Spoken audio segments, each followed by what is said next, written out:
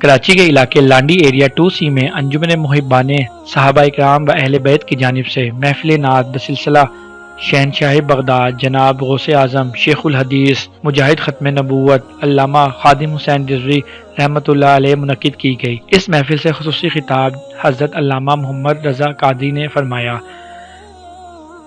اس محفل میں پیرزادہ جناب سید محمد علی شاہ جیلانی نے بھی خصوصی شرکت فرمائی، جبکہ علامہ قاری نعیم چشتی اور علامہ کاشف قادری نے علامہ خادم حسین رضوی رحمۃ اللہ علیہ کی حیات پر روشنی ڈالی۔ جناب سلمان بہادر نے اپنے خوبصورت انداز میں سامعین میں حرارت ایمانی بیدار کی۔ اس محفل میں نعت رسول صلی اللہ علیہ وسلم پیش کرنے کی سعادت جناب محمد علی قادری نے کی۔ اس کے ساتھ ساتھ جناب عاطف عالم قادری، جناب محمد حسان قادری، جناب طلت محافظ، جناب عیسیٰ قادری، جناب حافظ فرقان قادری اس محفل میں شریک تھے۔